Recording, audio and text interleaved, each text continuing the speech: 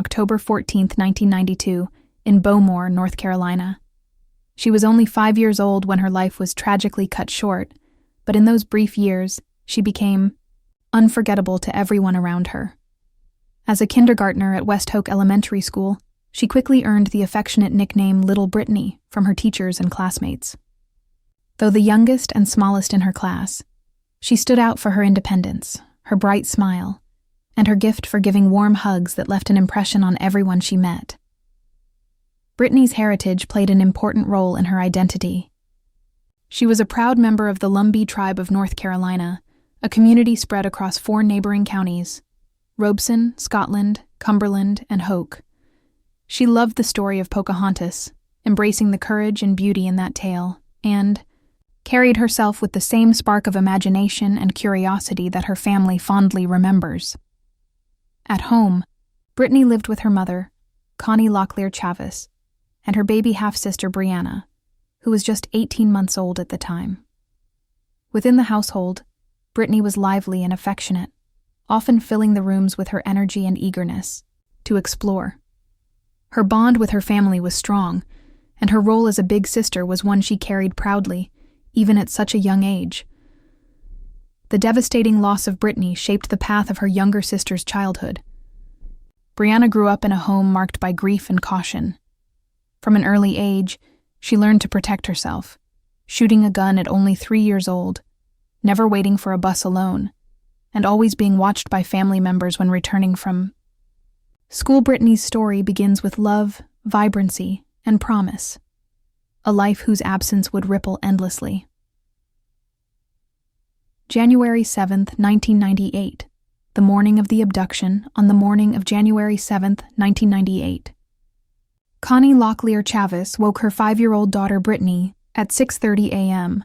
and helped her choose an outfit for kindergarten: a green and white softball t-shirt, green denim coveralls, green and pink tennis shoes, white socks, and a green hair tie. To ward off the January cold, Brittany wore a Little Red Riding Hood winter coat. The family's bus stop sat at the end of their driveway, roughly 500 feet from the house, a spot Brittany had stood at almost 100 times before. At approximately 7 o'clock, Connie stepped inside briefly to use the bathroom. When she returned moments later, Brittany was no longer at the driveway. Initially assuming her daughter had caught the bus early, Connie rushed to West Hoke Elementary School, only to learn that Brittany had never arrived. Panic spread quickly. Connie called law enforcement, and neighbors began to search. Eyewitnesses reported seeing a pickup truck brake sharply at the edge of the driveway. According to several accounts, a man exited the vehicle, took Brittany in his arms, and drove away at speed. Officers responded, canvassing the area and interviewing neighbors. Within about 2 hours, pieces of Brittany's clothing, her backpack, denim overalls, and shoes were located along a dirt road approximately 2 miles from the Locklear home. Authorities treated the scene with urgent attention. This reconstruction shows how a routine morning became a scene of disappearance in the space of minutes. A child waiting less than 500 feet from her own home vanished in broad daylight, and items of her clothing were left behind on a nearby dirt road, underscoring the rapid, brazen nature of the abduction. January 8, 1998. The discovery of Brittany's body. On January 8, 1998, the search for 5-year-old Brittany Locklear came to a devastating end. At approximately 2:01 p.m., her body was discovered in a drainage ditch along Ryan McBride Road, located 3 miles from her home in Bowmore, North Carolina.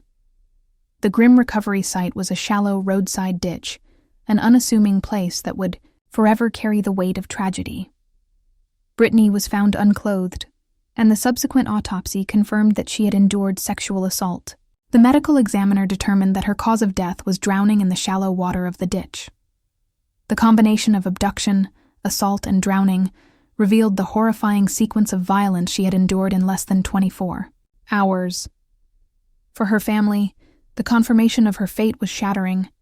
For the wider community, the brutality of the crime sent waves of fear and grief through Hoke County. Law enforcement responded with urgency. Registered sex offenders within a 50-mile radius were questioned, and investigative resources were concentrated on tracing any potential connection to the abduction. Officers sifted through leads, followed tips, and attempted to match evidence from the scene to potential suspects. Despite the intensity of these efforts, no definitive breakthrough emerged in those early days. The discovery of Brittany's body reshaped the investigation from a desperate search for a missing child into a homicide case marked by urgency and anguish. Families across the community were shaken by the knowledge that a young girl had been taken from her driveway and subjected to violence in broad daylight.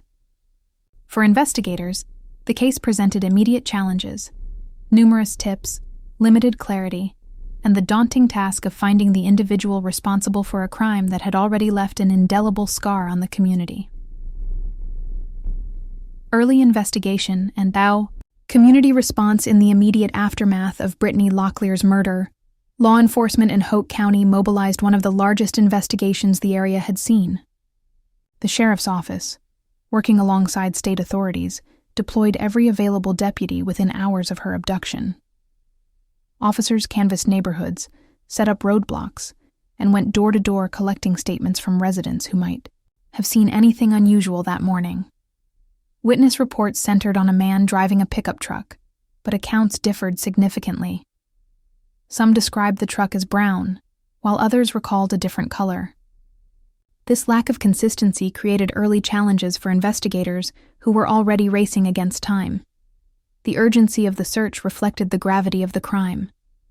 Brittany's disappearance and murder had taken place in daylight, in a residential community, and near her family's home. Law enforcement sought to project swift action, but without clear evidence, leads quickly became muddled. The conflicting witness accounts illustrated the inherent difficulty of relying on memory in moments of shock and distress.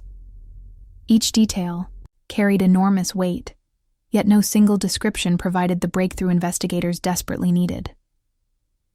Beyond the investigative hurdles, the community's reaction was immediate and deeply emotional. Parents, already fearful for their own children, expressed outrage that such violence could strike so close to home. Teachers and classmates at West Hoke Elementary mourned the sudden loss of little Brittany, whose absence left a lasting void. Members of the Lumbee tribe grieved one of their youngest, gathering in solidarity to support the Locklear family. The blend of grief and anger translated into community-wide demands for justice. Families tightened routines. Children were more closely supervised, and neighbors rallied to spread awareness about Brittany's case. The fear that gripped Hoke County was palpable, and the frustration of unanswered questions only deepened the urgency for answers. Breaks in the case, leads and dead ends. In 2002, investigators received what seemed like a promising lead. A firefighter stationed at Fort Bragg had been arrested for an unrelated bank robbery, and during a search of his locker at the fire station, police discovered a newspaper clipping about Brittany Locklear's case. The discovery immediately drew suspicion, raising questions about whether the man had some connection to the crime. The possibility that someone tied to public service could be involved alarmed both the community and investigators. However, when the firefighter's DNA was tested against the biological evidence collected from Brittany's crime scene, it did not match.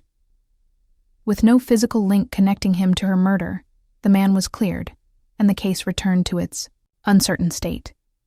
The next significant development came more than a decade later, in January 2015. The Hoke County Sheriff's Office announced that enough DNA evidence had been preserved to create a genetic profile of Brittany's killer. This revelation offered a glimmer of renewed hope, sparking cautious optimism that forensic technology could finally point investigators in the right direction. Families of victims often cling to such breakthroughs, and for Brittany's loved ones, the announcement symbolized the possibility of answers after years of painful waiting. Yet, the promise of this advancement soon gave way to frustration. No suspect was identified through the genetic profile, and no arrests followed. Despite the availability of modern forensic tools, the investigation stalled once again, leaving Brittany's murder unresolved. Each lead that emerged over the years seemed to carry potential, only to collapse under the weight of inconclusive results. For Brittany's family, these dead ends were more than investigative setbacks. They were repeated cycles of hope and heartbreak, illustrating the devastating reality of a case that continues without resolution. Where the case stands today, more than 25 years after the abduction and murder of Brittany Locklear, her case remains unsolved. Despite the passage of decades, the investigation has never been closed. It is still officially considered active, though recent updates from law enforcement have been rare and often vague.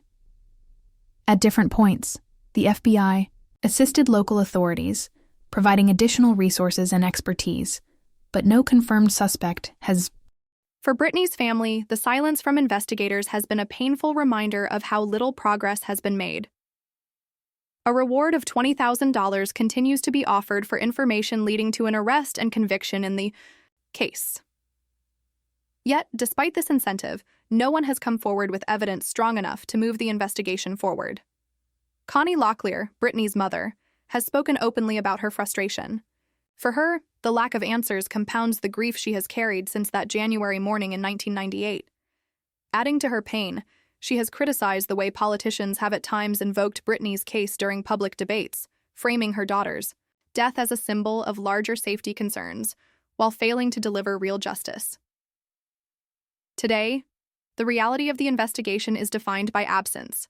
No arrests, no accountability, and no closure. Brittany's case is not only a local tragedy, but also part of a broader crisis of violence against Indigenous women and girls across the United States.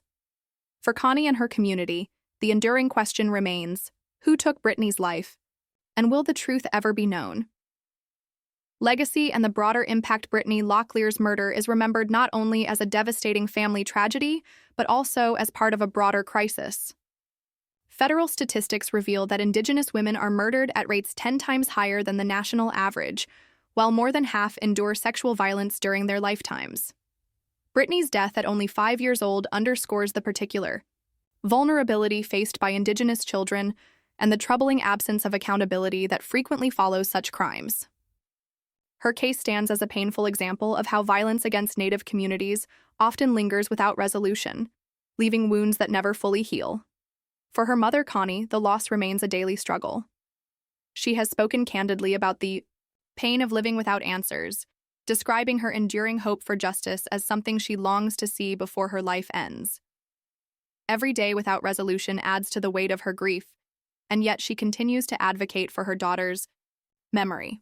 Brittany's younger sister, Brianna, has grown up under the shadow of her absence. Too young to remember Brittany, her life has nonetheless been profoundly shaped by the crime, a reminder of how violence reverberates across generations. Today, Brittany's name symbolizes more than a single unsolved case. It reflects the grief of a community and the urgent call for justice for Indigenous women and children whose stories are too often ignored. A $20,000 reward remains available for information leading to an arrest and conviction. As years pass without resolution, the appeal endures. Anyone with knowledge is urged to come forward, so Brittany's family and community may finally find peace.